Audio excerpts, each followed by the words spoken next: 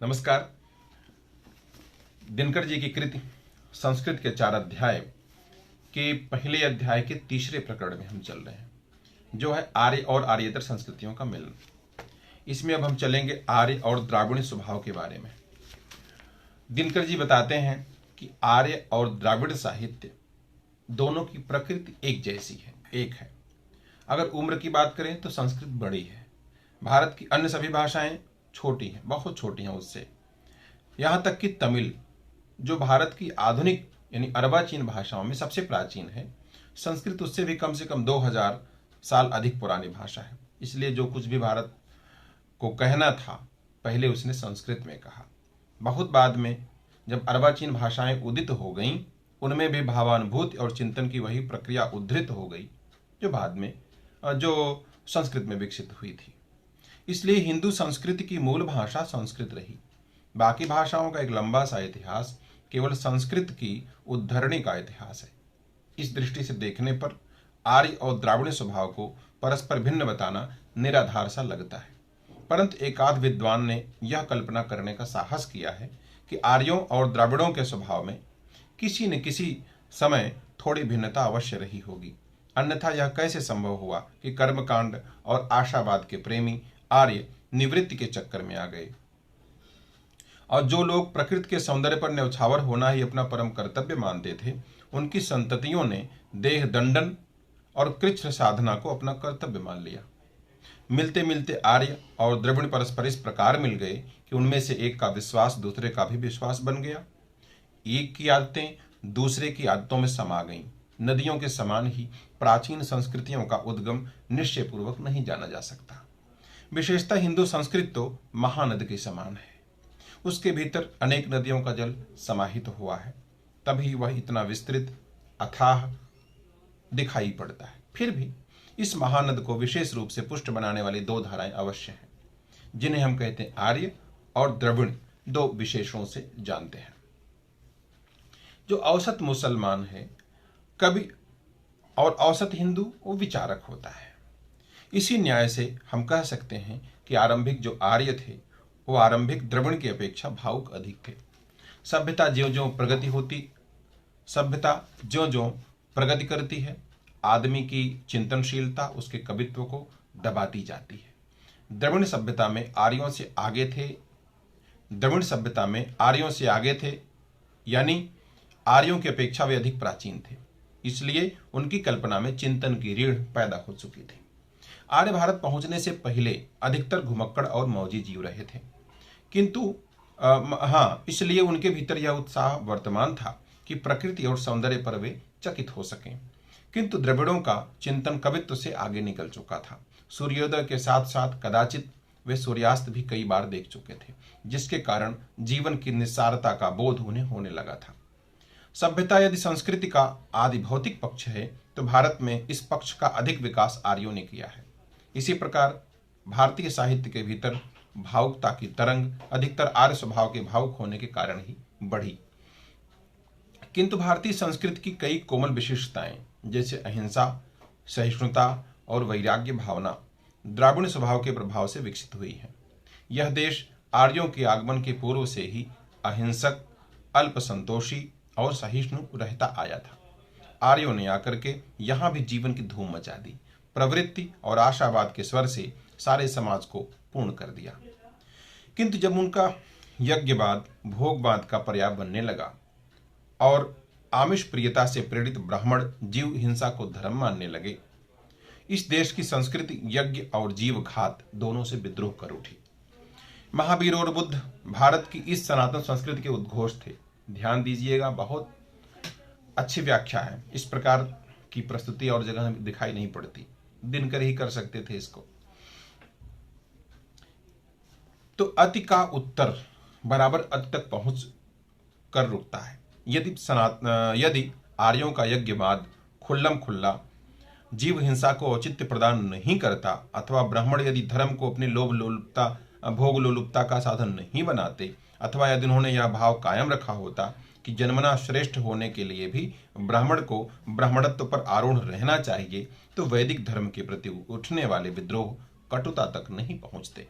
न निवृत्तिवादी विचारधारा को उतनी शक्ति प्राप्त होती जितनी शक्ति उसे जैन और बौद्ध मतों से प्राप्त हुई। वैदिक युग के आर्य मोक्ष के लिए चिंतित नहीं थे, न वे संसार को असार मानकर उससे भागना चाहते थे। उनकी प्रार्थना की ऋचाएं ऐसी हैं जिनसे पस्त से पस्त आदमियों के भीतर भी उमंग की लहर जाग सकती है। उन्हें ऋत का ज्ञान हो चुका था।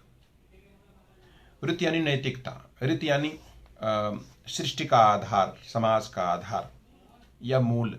उन्हें ऋत का ज्ञान हो चुका था और वे मानते थे कि सारी सृष्टि किसी एक ही प्रच्छन्न शक्ति से चालित और ठहरी हुई है तथा उस शक्ति की आराधना करके मनुष्य जो भी चाहे प्राप्त कर सकता है।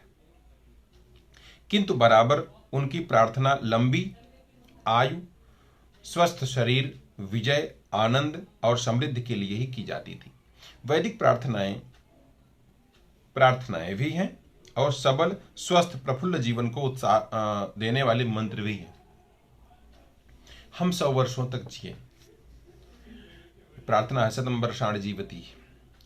तो हम 100 वर्षों तक जिए, हम 100 वर्षों तक अपने ज्ञान को बढ़ाते रहें, हम 100 वर्षों तक पुष्टि और दृढ़ता को प्राप्त करें, हम 100 वर्षों तक आनंदमय जीवन व्यतीत करें, हम 100 वर्षों तक अधीन होकर रहें, दीनहीन न रहें।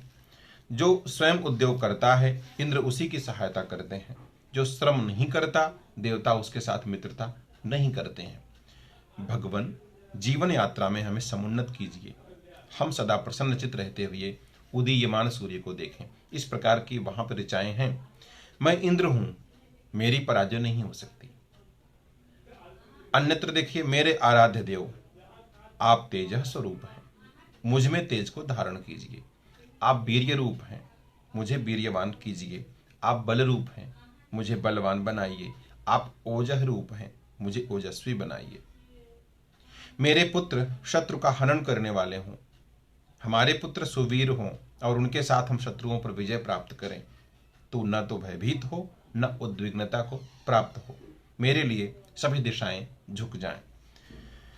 तो इस प्रकार के तमाम इस प्रकार की ऋचाएं आपको प्राप्त होंगी वहां पर।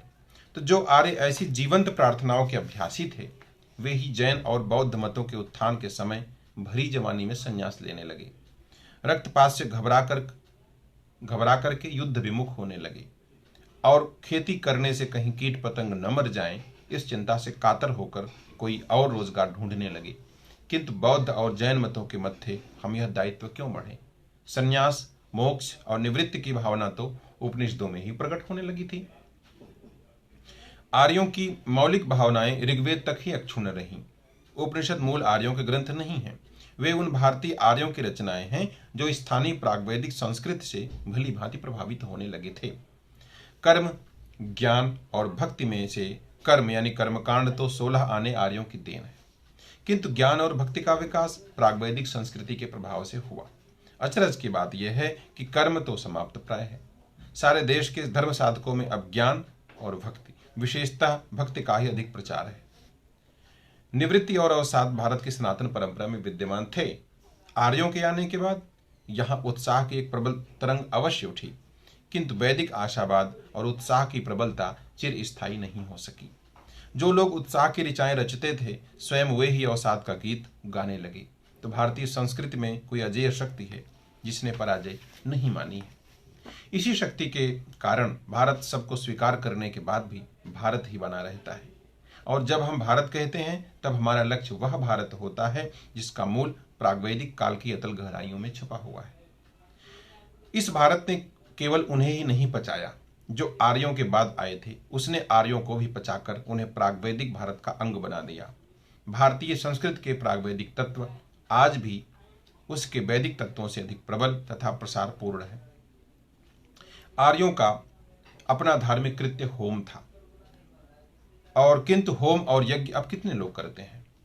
आज घर घर में हवन पूजा का प्रचार है, जिसमें धूप, दीप, अक्षत नैवेद्य के साथ लोग अपने देवता की आराधना करते हैं। एक समय यह समझा जाता था कि पूजा संस्कृत शब्द है जो पूज धातु से निकला होगा, किंतु यह मान्यता अब नहीं चलती। अब लोग कहते हैं यह शब्द प्राचीन तमिल की 2 धातुओं पू और जय यानी शय के योग से बना है। तमिल में पू का मतलब होता है पुष्प और जय का अर्थ है कर्म। अतएव पू और जय के योग का अर्थ है पुष्प कर्म होगा, अर्थात फिर अहिंसा की परंपरा मूल में द्राविड़ दिखाई देती है, क्योंकि हवन पशु कर्म था। पीछे आर्यों के यहाँ भी पशु कर्म के बदले पुष्प कर्म का रिवाज चल पड़ा। पूजा के प्रेमी कभी कभी हवन भी करते थे, किंतु अहिंसक ढंग से करते थे। इसी प्रकार भारतीय संस्कृति नूतन अवदानों को ग्रहण करने के बाद भी अपना मौलिक रूप हमेशा कायम रखती आई है। अच्छा, अहिंसावाद पहले नहीं था। अहिंसा तो थी विचारधारा, लेकिन अहिंसावाद प्रचलित नहीं था।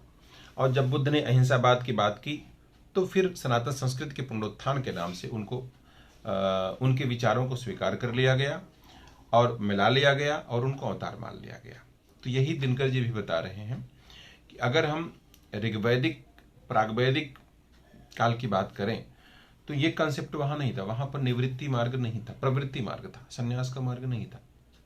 लेकिन द्रविड़ शब्द की बात करें, मैंने अगर पूजा शब्द की बात करें तो ये तमिल शब्द में से आया है, जिसमें पू और जय दो शब्द हैं। जय यानी शई, यानी पुष्प कर्म, फूल चढ़ाना। तो ये पहले यहाँ पर नहीं था, अब हो गया ये, यानी कि उत्तर भारत में आर्यों में भी ये चीज प्रचलित हो गई। तो इनका जो अगला बिंदु है वर्ण व्यवस्था और जाति भेद पर दिनकर जी ने बताया है। इसकी चर्चा हम करेंगे अगले भाग में, यानी कि कल। ठीक है, तो यहीं पर विराम लेते हैं। नमस्कार, जय।